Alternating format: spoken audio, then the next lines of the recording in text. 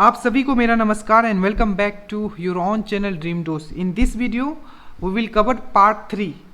Part 2 जो था we have already completed, जिसमें कि हमने कहाँ से कहाँ तक हमने कंप्लीट किया था। तो आर्टिकल 5 से लेके 11 तक कहाँ कंप्लीट किया था, पार्ट 2 में।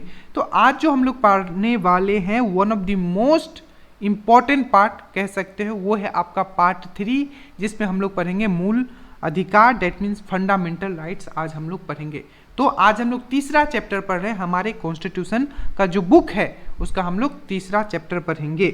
सबसे पहले फंडामेंटल राइट्स आखिर क्या है, मौलिक अधिकार क्या है, पहले आप ये समझ लो। तो हमने जब आपको पॉलिटी पढ़ाना शुरू किया था तो हमने आपको एक चीज़ बताया था कि यह एक ऐसा बुक है जिसमें कुछ रूल एंड रेगुलेशन लिखे हुए हैं।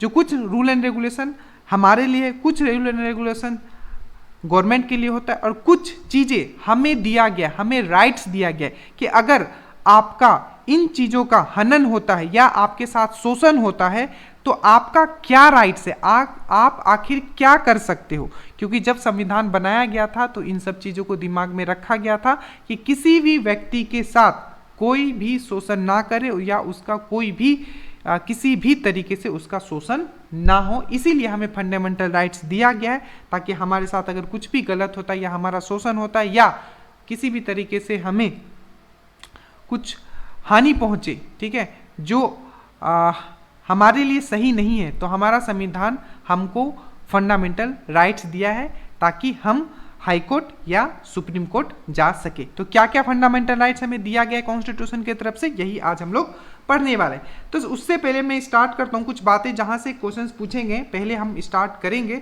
बट सबसे पहले आप याद रखना, जो फंडामेंटल राइट का जो कंसेप्ट था सबसे पहले कौन से देश में आया था, तो क्या बोलोगे, ये ब्रिटेन में स्टार्ट हुआ था। कहाँ स्टार्ट हुआ था, तो ये ब्रिटेन में स्टार्ट हुआ था। आपको याद रखना है। तो पूछा जाएगा कि फंडामेंटल राइट का कंसेप्ट सबसे पहले कहाँ स्टार्ट हुआ था, तो ब्रिटेन में। बट ये रिटेन नहीं था, बट सबसे पहले कहाँ स्टार्ट हुआ था, ब्रिटेन में। और किसके समय में, ये भी क्वेश्चन पूछा गया है, तो किंग जॉन के समय में। ठीक है, तो क्या याद रखोगे, पहला क्वेश्चन जो फंडामेंटल राइट्स का जो कंसेप्ट है, ठीक है, ये सबसे पहले कहाँ आया था, तो ये ब्रिटेन में आया था। और कौन से किंग के समय, तो किंग जॉन के समय में। ठीक है, इतना चीज याद रखोगे।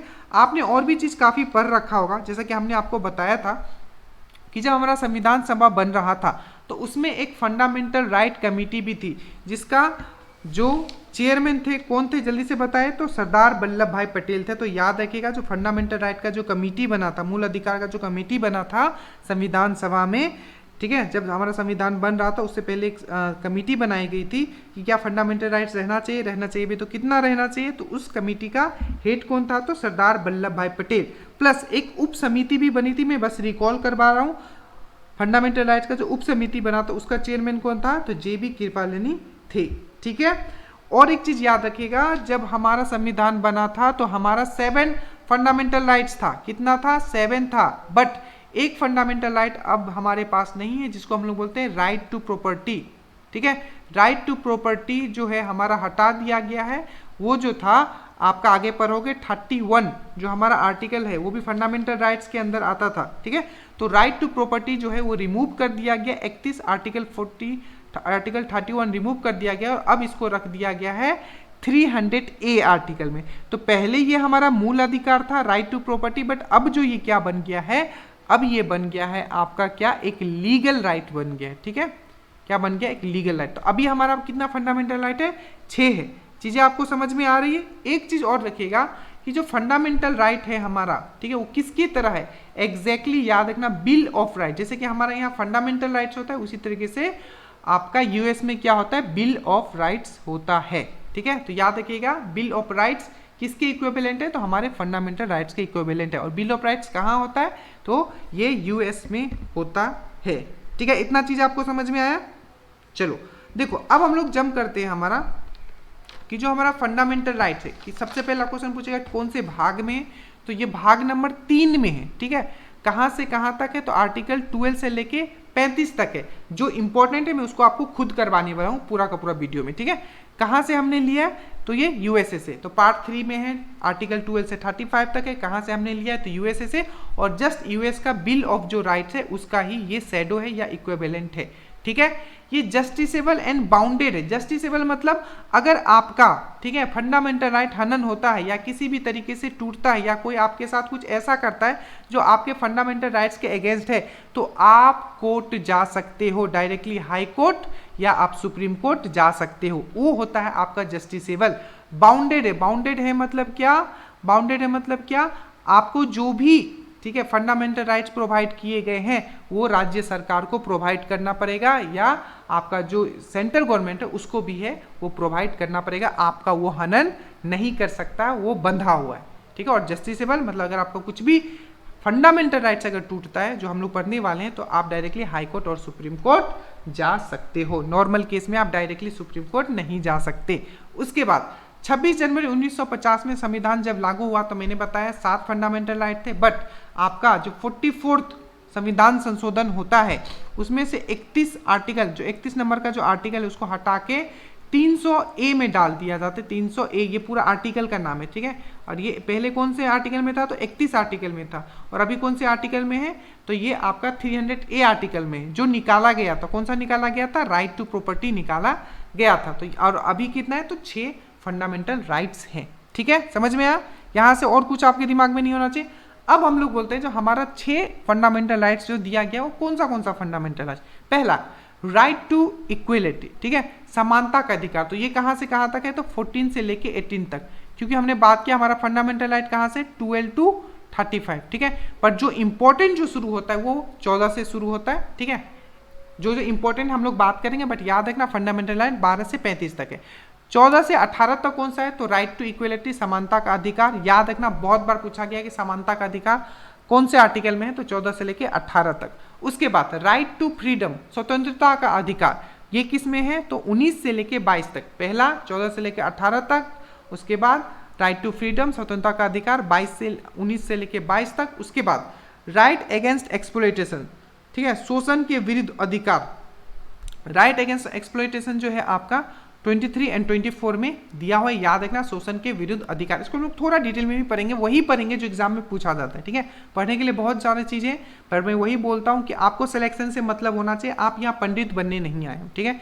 ऐसा भी नहीं है कि आपको, ठीक है, मेंस जाके लिखना है। अगर मेंस जाके लिखना है तो डेफिनेटली आपको थोड़ा चीजें डिटेल में पढ़ना पड़ेगा, पर अगर सिर्फ दरोगा टारगेट किए हो तो फैक्ट्स याद करने पर ध्यान दो, ठीक है। फैक्ट्स चीजें गलती नहीं होनी चाहिए। 25 to 28 में क्या दिया गया था, right to freedom of religion, ठीक है, धार्मिक स्वतंत्रता का अधिकार जो बताया गया है वो 25 से 28 तक। 29 और 30 में राइट टू एजुकेशन, ये दरोगा मेंस में आया हुआ था। Right to educational and cultural, ठीक है, सांस्कृतिक एंड शैक्षणिक अधिकार, ये जो दिया गया बेसिकली माइनॉरिटी जो सेक्शन है, माइनॉरिटी मतलब जो हमारे माइनॉरिटी है, जैसे कि सिख हो गया, जैन हो गया, जो माइनॉरिटी होते हैं, ठीक है, उनको बेसिकली ये प्रोवाइड किया गया है, ठीक है। ये चीज आप याद रखोगे, right to educational and cultural rights, ठीक है, याद रखोगे। आगे चलते हैं हम लोग, ये कौन सा हम लोग ने पढ़ लिया, तो 29 से लेके 30 तक, ठीक है, जो हमारे माइनॉरिटी है उनको प्रोवाइड किया गया है।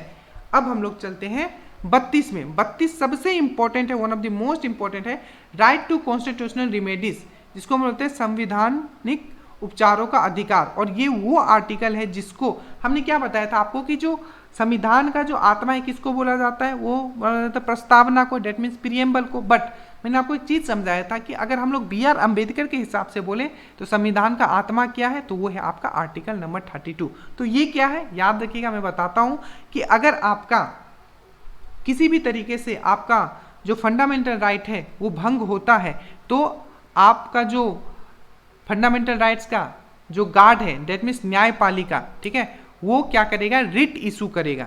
और वो कौन से आर्टिकल के थ्रू करता है, तो आर्टिकल नंबर 32। रिट इशू करना मतलब वो आपको बचाने के लिए 4 तरीके का, सिंपली अगर लैंग्वेज में बोलूँ तो 4 तरीके का, ठीक है, एक स्टेटमेंट जारी करता है, ठीक है, जो आपको संरक्षण देता है। तो याद रखना, आर्टिकल नंबर 32 के थ्रू ही जो हमारा सुप्रीम कोर्ट है वो रिट जारी करती है, ठीक है, और 226 के थ्रू हाई कोर्ट रिट जारी करती है, ठीक है। इतना चीज समझ में आया, बस आगे अभी चलो बताता हूँ। अब आर्टिकल 31, ठीक है, क्या मैंने बोला था, जो राइट टू प्रॉपर्टी है, ठीक है, संपत्ति का अधिकार, जो राइट टू प्रॉपर्टी, ये हटा दिया गया, ये पहले फंडामेंटल राइट था। और अब ये फंडामेंटल राइट नहीं, ये आप एक लीगल राइट है। तो कौन से एक एक लाइन इंपॉर्टेंट है, ठीक है। तो 44 जो कॉन्स्टिट्यूशनल संशोधन हुआ था, 44 कॉन्स्टिट्यूशनल अमेंडमेंट 1978 में राइट टू प्रॉपर्टी को आर्टिकल 300A में डाल दिया गया, ठीक है। और अब ये जो है ये एक लीगल राइट है, फंडामेंटल राइट नहीं है। और ये कौन से सरकार के समय किया गया था, तो मोरारजी देसाई। सबसे पहले किस में था, राइट टू प्रॉपर्टी संपत्ति का अधिकार, तो 31 आर्टिकल में था और ये एक फंडामेंटल राइट था। दूसरा क्वेश्चन कब हटाया गया, तो 44th कॉन्स्टिट्यूशनल अमेंडमेंट 1978 में ये हटा दिया गया, ठीक है। और अब ये कहाँ है, तो आर्टिकल 300A में, जो कि अब ये फंडामेंटल राइट मूल अधिकार नहीं, हमारा ये लीगल अधिकार है, लीगल राइट्स है, ठीक है। ये चीज आपको याद रखना। और कौन से सरकार के समय में हुआ था, तो मोरारजी देसाई के समय में हुआ था, ठीक है। एक चीज और याद रखना, सरकार जो है आपको, क्योंकि अब तो फंडामेंटल राइट आपका रह नहीं गया, लीगल प्रॉपर्टी मतलब लीगल राइट हो गया आपका, ये फंडामेंटल राइट नहीं है। तो ये चीज याद रखो कि सरकार पब्लिक वेलफेयर के लिए अगर कोई भी काम करना चाहती है तो आपकी जमीन, दुकान, भूमि ले सकती है, क्योंकि संपत्ति का अधिकार फंडामेंटल राइट नहीं है, वह एक लीगल राइट है। तो आप देखते होंगे कि अधिग्रहण कर लिया जाता है, उसके कंपनसेशन में आपको पैसा वैसा दे दिया। और बहुत बार आपने देखा होगा, रोड अगर आपके घर से निकल रहा है तो आपको वहाँ से हटना पड़ेगा, और बहुत करना है तो आप फिर कोर्ट जाओ, ठीक है। नीचे से स्टार्ट करो, मतलब आपका डिस्ट्रिक्ट कोर्ट से स्टार्ट करो, लोकल कोर्ट से धीरे धीरे ऊपर जाओगे फिर, ठीक है। तो क्योंकि अब वो आपका फंडामेंटल राइट्स नहीं है, तो ये चीज़ आप समझ गए होंगे, ठीक है। यहाँ से ये ऊपर वाला हर एक लाइन इंपॉर्टेंट है, देखो, ठीक है। एक चीज़ जो मैंने आपको ऊपर बताया था कि आर्टिकल 32 का मतलब क्या है, ये हमें क्या देता है, जो हमारा फंडामेंटल राइट को गार्ड करता है और सुरक्षित करके देता है। अगर कोई सरकार, कोई व्यक्ति, कोई संस्थान हमारे मौलिक अधिकारों को शोषण करता है या उसको सीमित करने की कोशिश करता है, तो सुप्रीम कोर्ट आर्टिकल 32 के अनुसार हमारे मौलिक अधिकारों का बचाव करेगा। कैसे बचाव करता है, आर्टिकल, कौन से आर्टिकल के थ्रू बचाव करता है सुप्रीम कोर्ट, तो आर्टिकल 32। मौलिक अधिकार का, ठीक है, संरक्षण, गार्जियन ऑफ फंडामेंटल राइट्स किसको बोला जाता है, super important question, guardian of fundamental rights किसको बोला जाता है, तो सुप्रीम कोर्ट को बोला जाता है। अगर कोई भी हमारे फंडामेंटल राइट को शोषण करता है तो हम सुप्रीम कोर्ट जा सकते हैं, ठीक है। और सुप्रीम कोर्ट आर्टिकल 33 के थ्रू हमारे मौलिक अधिकारों का बचाव करेगा। यही चीज़ हमने आपको पहले बोला था, जो सुप्रीम कोर्ट करता है वो आर्टिकल 32 के थ्रू करता है, और जो हाई कोर्ट करता है कौन से, फिर से याद दिला रहा हूँ, 226 के थ्रू करता है, दोनों रिट जारी करता है, ठीक है। उसके बाद अब फंडामेंटल राइट का आखिर जरूरत क्या पड़ा, तो याद रखिएगा, दलित वर्ग, अल्पसंख्यक, अनपढ़ों आदि को शोषण से बचाने के लिए हमें फंडामेंटल राइट्स लाना जरूरी था, ठीक है। तब हम लोग स्टार्ट करते हैं 12 से लेकर 35 तक जितने इंपॉर्टेंट है, ठीक है। मैं बताता चाहूंगा कि क्या क्या कहाँ से आपको याद रखना। देखो 12 क्या बोलता है, तो डेफिनेशन ऑफ स्टेट जो है, बस इतना याद रखना है। जो 12वां उतना इंपॉर्टेंट नहीं है, बस इतना याद रखना है कि राज्यों की जो परिभाषा है, ठीक है, वो कौन से आर्टिकल में दिया गया अनुच्छेद में, तो आर्टिकल 12 में। अनुच्छेद 13 क्या बोलता है, याद रखना, ये बहुत अच्छा है कि ये आर्टिकल 13 ये बोलता है कि जैसे कि जो संविधान है वो क्या बनाता है, हमारा कानून बनाता है, ठीक है। तो आर्टिकल 13 बोलता है कि संविधान मतलब पार्लियामेंट, बेसिकली पार्लियामेंट कोई ऐसा, या सरकार कोई ऐसा कानून नहीं बना सकती है जो हमारे, ठीक है, फंडामेंटल राइट को प्रभावित करे या हमारे फंडामेंटल राइट को सीमित करे। बहुत इंपॉर्टेंट लाइन है जो मैंने बोला, ठीक है, कि पार्लियामेंट, ठीक है, यही जगह आर्टिकल 13 कहता है कि कोई भी कानून ऐसा नहीं बनाए, कानून कौन बनाता है, पार्लियामेंट में, तो पार्लियामेंट में कोई ऐसा कानून नहीं बनाया जा सकता जो हमारे मौलिक अधिकार को सीमित करता हो। बहुत इंपॉर्टेंट है, याद रखेगा। और 12 में क्या बोला है, राज्यों की परिभाषा दी गई है, ठीक है। अब हम लोग चलते हैं, 12 पढ़ लिया, 13 पढ़ लिया, 14 पढ़ लिया। अब देखो 14 में क्या, इक्वलिटी बिफोर लॉ और equal protection of law. That means यहाँ ये देखो, ये पूरा लाइन याद रखना, सब लोग इतना ही याद रखते हैं, और एग्जाम में पता है ऑप्शन में ये दोनों दिया हुआ था। तो equality before law and equal protection of law, ठीक है, विधि के समान समक्ष समानता। तो ये क्या बोलता है कि जो लॉ के सामने, मतलब, ठीक है, जो कानून के सामने सब इक्वल है, ठीक है, चाहे आप गरीब हो चाहे अमीर हो, ठीक है, आप लॉ के सामने इक्वल हो। तो equality before law and equal protection of law, article number 14। अब जो ये आर्टिकल नंबर 15 है, देखो अब क्या है कि 15 में 1, 2, 3 या 15 का A, B, C इस तरीके से भी होता है। तो हम आपको बताते जाएंगे कि आखिर क्या पढ़ना और क्या आपको छोड़ना है, ठीक है। तो 15 में जो सबसे, जैसे कि आपने क्या पढ़ा कि विधि के समक्ष समानता, ये कौन से आर्टिकल में है, आर्टिकल 14 में है, equality before law and equal protection of law. तो 15 में क्या है, तो 15 में याद रखिएगा कि discrimination on the basis of sex, religion and caste, याद रखना, आप किसी के साथ भी भेदभाव नहीं कर सकते हो। किस बेसिस पे? उसके लिंग पे के बेसिस पे, उसके कास्ट के बेसिस पे, उसके धर्म के बेसिस पे। इस बेसिस पे आप उनको क्या डिस्क्रिमिनेट या भेद जो उसके साथ डिस्क्रिमिनेट नहीं कर सकते हो, ठीक है, भेदभाव नहीं कर सकते हो। तो ये कौन से आर्टिकल में दिया हुआ है? तो ये है आपका आर्टिकल 15, जो मैंने बोला वो प्लीज याद रखिएगा। अब आर्टिकल 15 का 3 भी एक बार देख लो, क्योंकि ये थोड़ा इंपॉर्टेंट है। आर्टिकल 15 का 3 या 15 का सी में बोला गया कि राज्य महिलाओं और बच्चों के विकास के लिए विशेष उपबंध करेगा। आप देखते हो, ठीक है, स्टेट में भी बहुत सारी चीजें निकाले जाती है, किसके?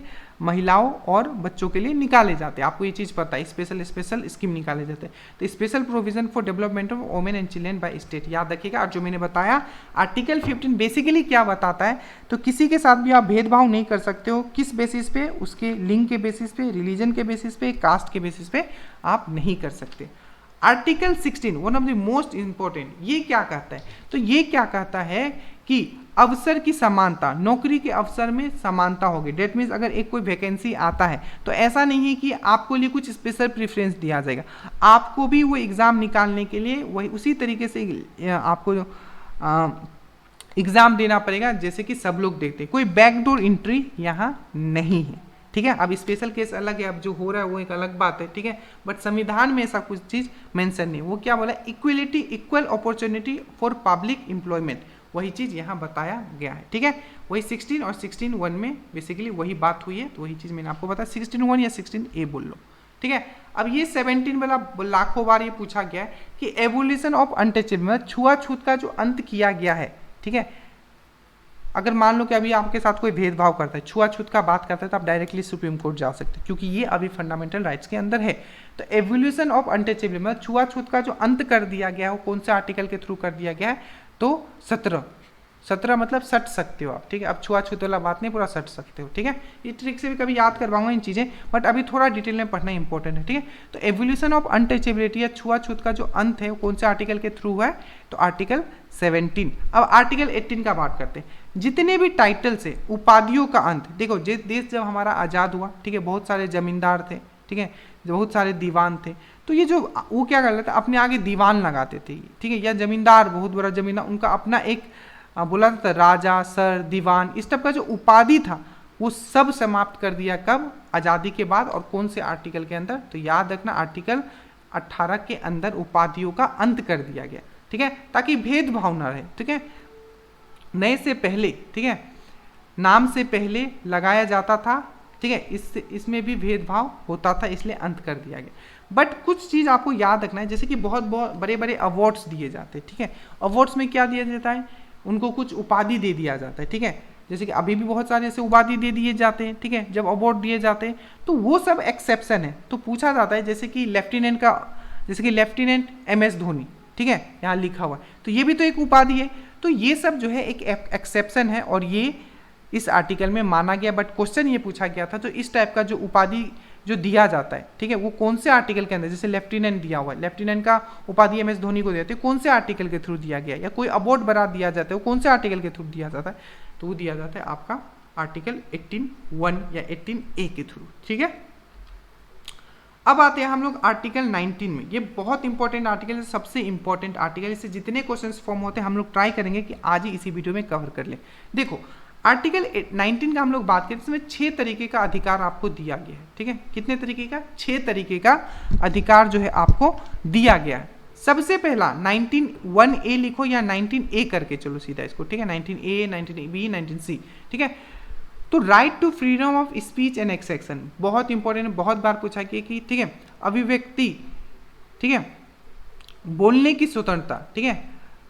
तो freedom of speech and expression, ठीक है, बोलने की स्वतंत्रता का अधिकार किसमें मिला है? तो याद रखना 19(a) में ये मेंशन है।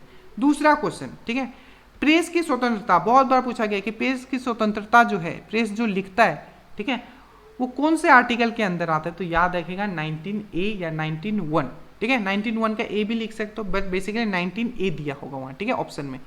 RTI आपको पता है 2005 में RTI आया था, तो राइट टू इंफॉर्मेशन, ठीक है।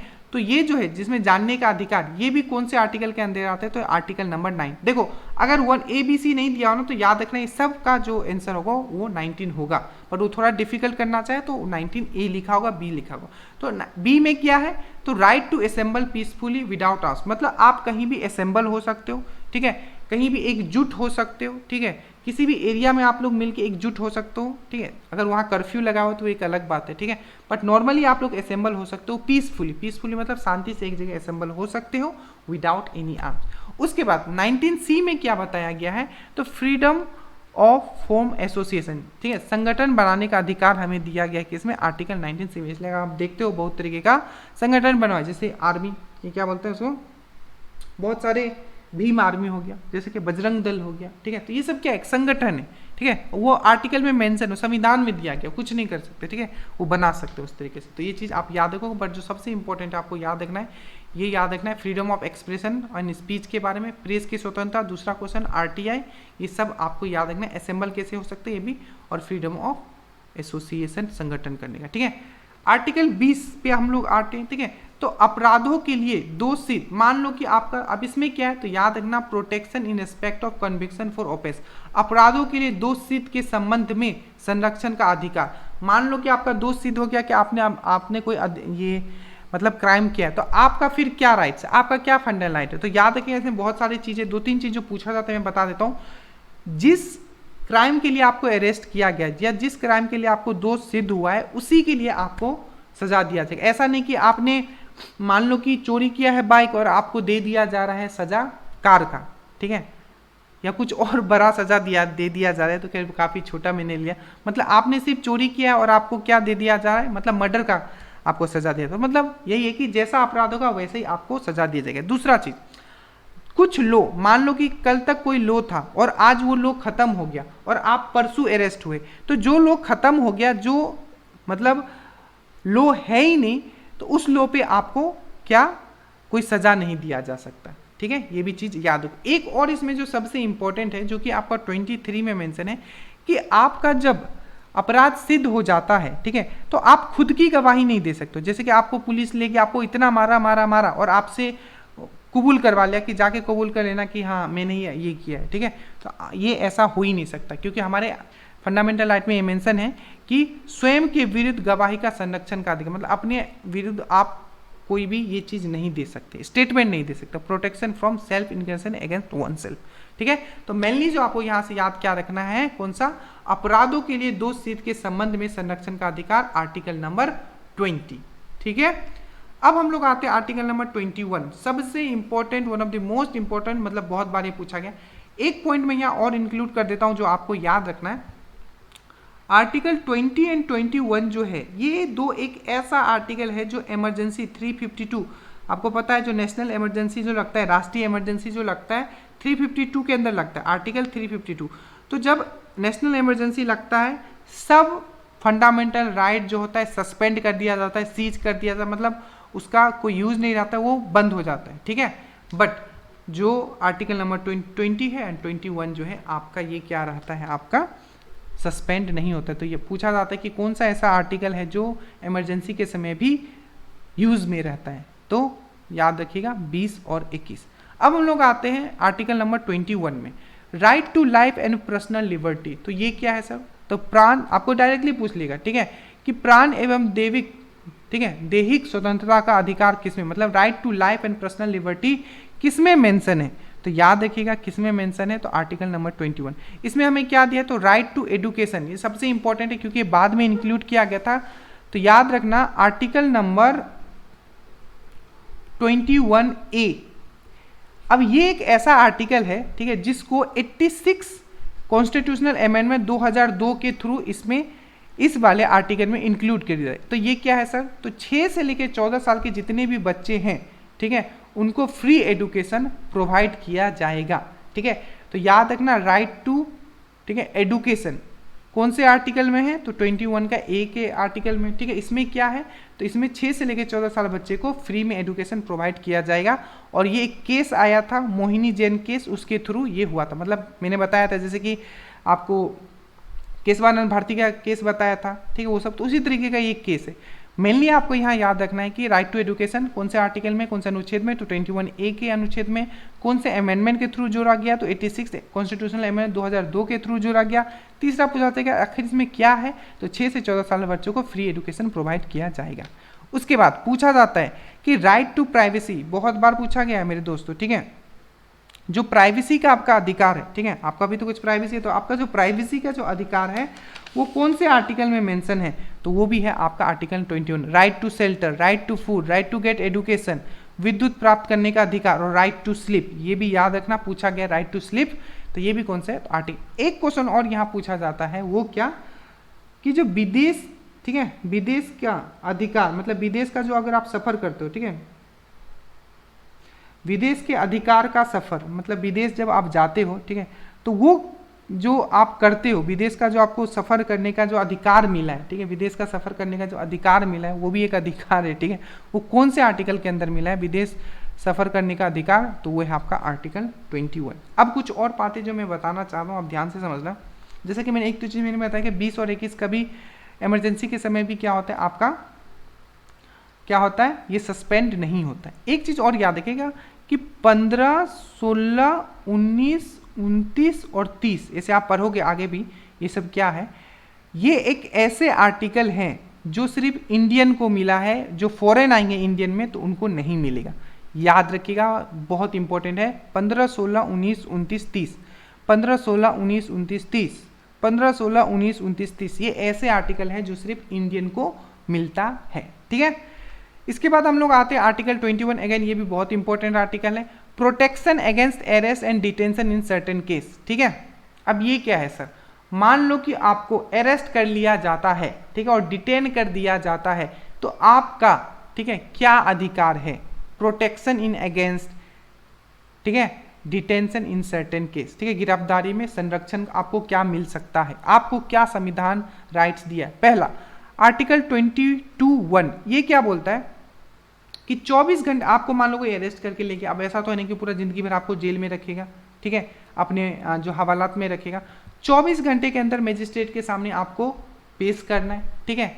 उसके बाद आर्टिकल 22 का 2, ठीक है, मतलब ये आर्टिकल 21(1) और आर्टिकल 21(2) ये सब जो इसी के अंदर आता है। और इवन आपको एग्जाम में 1-2 पूछेगा, मैंने डायरेक्टली पूछ लेगा कि मजिस्ट्रेट के आगे वकील करने का अधिकार, ठीक है, या गिरफ्तारी के कारण जानने का अधिकार, ये तीनों जो है किस में आता है, तो ये आता है आपका आर्टिकल नंबर 22 में। तो protection against arrest and detention in certain case, ठीक है, तो किस में है, तो वो आर्टिकल 22 में। याद रखिएगा, एक एक बहुत इंपॉर्टेंट, ठीक है। अब हम लोग आते हैं आर्टिकल 23 एंड 24, ये साथ में, ठीक है, राइट अगेंस्ट एक्सप्लॉइटेशन, शोषण के विरुद्ध अधिकार। तो आर्टिकल 23 बताता है, अब ये बहुत इंपॉर्टेंट है, पहले तो आपको सिंपली पूछ लेगा कि राइट अगेंस्ट एक्सप्लॉइटेशन या शोषण का विरुद्ध अधिकार ये कौन से आर्टिकल में, तो क्या बोलोगे आप बोलोगे आर्टिकल 23 एंड 24 में मेंशन है ये चीज, ठीक है। तो आर्टिकल 23 क्या बोलते हैं, तो आर्टिकल 23 बोलता है human trafficking and force labour को स्टॉप करता है, मतलब मानव दूर जो आपका व्यापार होता है, मानव का जो तस्करी होता है, ठीक है, वो और बाल श्रम, इसको कौन अंत करता है, तो आर्टिकल 23। ये चीज़ याद रखिएगा, human trafficking and force labour, ठीक है, ये चीज़ आपको याद रखिएगा, किसी को आप जबरदस्ती काम नहीं करवा सकते। और ह्यूमन ट्रैफिकिंग जैसे कि लड़कियों को ले जाता है, बाद में उनको बेच दिया जाता है, तो human trafficking and force labour किस में है, तो यह आपका आर्टिकल 23 में। इसलिए राइट अगेंस्ट एक्सप्लॉइटेशन, आपका कोई शोषण ना करे, ठीक है, वो जो राइट दिया गया है वो दिया गया है आर्टिकल 24 क्या, एम्प्लॉयमेंट ऑफ चिल्ड्रन, 14 वर्ष से कम उम्र के बच्चों से काम आप नहीं करवा सकते, ना ही फैक्ट्री में, नहीं माइंस में, कहीं भी नहीं करवा सकते, ना ही कोई आपका जो दुकान है, ठीक है, चाय का दुकान जिसमें बच्चे छोटू छोटू बोलते हैं, उसको भी आप काम नहीं करवा सकते अगर वो 14 साल से छोटा का है। तो याद रखिएगा, राइट अगेंस्ट एक्सप्लॉइटेशन, शोषण के विरुद्ध अधिकार 23 से 24 में दिया गया है। और जो इंपॉर्टेंट है याद रखिएगा, 23 में बताया गया है आपका क्या, human trafficking and force labour के बारे में, और 24 में बताया गया एम्प्लॉयमेंट ऑफ द चिल्ड्रन, 14 साल से कम बच्चों को आप काम पे नहीं लगा सकते। अब हम लोग बात करते हैं 25 से लेकर 28 तक, ये है हमारा धार्मिक स्वतंत्रता का अधिकार, मतलब right to freedom of religion, ठीक है, right to freedom of religion, that means धार्मिक स्वतंत्रता का अधिकार किस में मिला है, right to freedom of religion, ये मिला, मैं लिख दूं क्या यहाँ, नहीं आपने सुन लिया है, right to freedom of religion, तो ये कौन से आर्टिकल में, तो आपको याद रखना है 25 से लेकर जो 28 तक हमारा जो आर्टिकल है वो इसी में। तो 25 क्या बोलता है, याद रखना, मैं जल्दी जल्दी बता देता हूँ। 25 बोलता है कि अगर आप भारत में हो, अगर आप एक भारतीय हो, आपको पूरा स्वतंत्रता है कि आप कोई भी धर्म लो, कोई रोक टोक नहीं है, ठीक है। आप हिंदू हो, मुस्लिम हो, कोई धर्म आपको धारण करना है तो आप धारण कर सकते हो। तो बोलता है फ्रीडम ऑफ कॉन्साइंसेस, ठीक है। मतलब है कि कोई भी व्यक्ति किसी भी धर्म को अपना सकता है, अपने धर्म को मैनेज कर सकता है, मतलब अपने मैनेज कर सकता है इन द सेंस अपने धर्म को, कोई भी धर्म ले सकता है और उसको वो फॉलो कर सकता है। 26 क्या बोलता है, freedom to manage religion affairs. That means, ये पूछा गया, याद रखना बहुत बार, फ्रीडम टू मैनेज मतलब धार्मिक मामलों को, ठीक है, प्रबंध करने की स्वतंत्रता। मतलब दिवाली आता है, दुर्गा पूजा आता है, ईद आता है, तो सब अपने अपने धर्म को, ठीक है, प्रबंधन उसके लिए कर सकते हैं। जैसे दुर्गा पूजा के समय हम लोग अपना दुर्गा पूजा मनाते, प्रबंधन करते हैं, ईद के समय ईद मनाया जाता है, आपको क्रिसमस के समय क्रिसमस मनाया जाता है। तो freedom to manage religion and affairs अपना अपना सब लोग मैनेज कर सकते हैं। 27 क्या बोलता है, तो जितना भी रिलीजन के लिए, ठीक है, जो भी चंदा उठेगा, ठीक है, तो रिलीजियस प्लेस में जो भी पैसा आएंगे उस पर कोई टैक्स नहीं लगता है। ये चीज़ आप याद रखिएगा, ना ही मंदिर मस्जिद, ना ही गुरुद्वारा। 28 में क्या बोलता है, religious educational institution. That means इसमें क्या बताएगा, मैं समझा देता हूँ, ठीक है। बेसिकली आपको ये पूछा जाएगा, ठीक है, और ये पूछा जाएगा, ठीक है, और ये भी पूछा जाएगा। 28 नहीं पूछा जाएगा। इसमें क्या बोलता है, मैं समझा देता हूँ, अगर पूछ लिया तो, ठीक है। धार्मिक शिक्षण संस्थान, जो भी आपका संस्थान है जहाँ आप पढ़ते हो, ठीक है, जहाँ आप पढ़ते हो, ध्यान से याद रखना, मैं बताना क्या चाहूँ कि जो भी आपका संस्थान है, एक मिनट रुक जाना,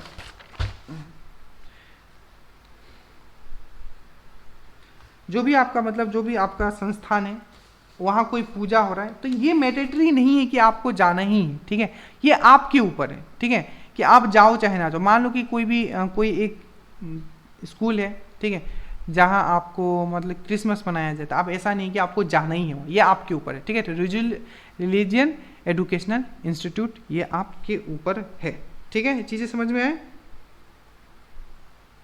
ठीक है। तो मेनली आपको तीनों ऊपर के याद रखना, पर मेनली आपको याद रखना है कि right to freedom of religion 25 to 28 तक बताया गया है। ये सबसे इंपॉर्टेंट है पहला। उसके बाद जो इंपॉर्टेंट है मैंने टिक मार दिया शुरू के 3। अब देखो आर्टिकल नंबर 29 एंड 30, ये इस बार मेन से पूछा गया था। तो इसमें क्या बोला है, राइट टू एजुकेशनल, ठीक है। इसमें क्या बोला गया आपका, right to educational and cultural, right to education and culture, सांस्कृतिक एंड शैक्षणिक अधिकार। देखो ये जो 29 एंड 30 है ना, बेसिकली माइनॉरिटीज को दिया गया, अल्पसंख्यकों को दिया गया, ठीक है। जैसे कि आपका देखो अल्पसंख्यकों को दिया गया है जिसकी जनसंख्या 5% से कम है, जैसे आपका मुस्लिम, आई डोंट थिंक अब इनका मुस्लिम यहाँ होना चाहिए, ठीक है, सिख, ईसाई, बौद्ध और जैन, ठीक है। जो आपका अल्पसंख्यक है, जो माइनॉरिटी है, जिनकी मात्रा कम है, तो उनको हित के लिए ये 29 एंड 30 याद रखना बहुत इंपॉर्टेंट है। सांस्कृतिक एंड शैक्षणिक अधिकार माइनॉरिटीज के लिए किस में दिया गया है, तो 29 और 30 में बताया गया। Protection of interest of the minorities, ठीक है। जो माइनॉरिटीज है, मान लो कि जो भी ट्राइबल एरियाज में, ट्राइबल एरियाज का बात करता हूँ, वहाँ उनका कुछ अपना धर्म है, ठीक है। आप देखते हो जैसे अरुणाचल ले लो, वहाँ बहुत सारे धर्म है, दोनी पोलो हो गया, बहुत सारे धर्म है, ठीक है। तो उनका हित का संरक्षण भी मेंशन है किसमें, फंडामेंटल राइट्स में। तो protection of interest of minorities, तो अल्पसंख्यकों के हित का संरक्षण। आर्टिकल 30 क्या बोलता है, तो माइनॉरिटीज एजुकेशनल इंस्टीट्यूशन, अल्पसंख्यकों के लिए शिक्षण संस्थाएं, उनके लिए अलग शिक्षण संस्थाएं हो सकता है, जैसे कि मुस्लिम लोग मदरसे चलाते हैं ना, तो उस तरीके का। तो ये दोनों बहुत इंपॉर्टेंट है, माइनॉरिटीज एजुकेशनल इंस्टीट्यूशन और protection of interest of the minorities, ठीक है, याद रखोगे, ठीक है। और ये क्यों ऐसा किया जाता है, ताकि जो माइनॉरिटीज है उनका कोई शोषण ना हो और उनके भी बच्चे और आगे बढ़े, ठीक है। अब आता है आपका आर्टिकल 31, मैंने आपको ऑलरेडी बता दिया, ये पहले राइट टू प्रॉपर्टी था, ठीक है, तो इसको हटा दिया गया है 1970। बार बार बोल रहा हूँ, एग्जाम में गलती मत करना है, पूछा जाएगा कि 44 अमेंडमेंट 1978 आर्टिकल 300A हो गया, अब ये एक लीगल राइट है। और 32 के बारे में मैंने क्या बताया था, ये क्या है, याद रखना, संवैधानिक उपचारों का अधिकार, राइट टू कॉन्स्टिट्यूशनल रिमेडी, जिसको डॉक्टर BR अम्बेडकर ने क्या बोला है, ये आपका आत्मा है हमारे संविधान का। और ये क्या है, तो जब हमारा कोई फंडामेंटल राइट का शोषण होता है, तब इसी आर्टिकल के थ्रू जो हमारा न्यायपालिका है, जो हमारा सुप्रीम कोर्ट है या जो हाई कोर्ट है, वो हमारी रक्षा करती है और क्या करती है, रिट जारी करती है।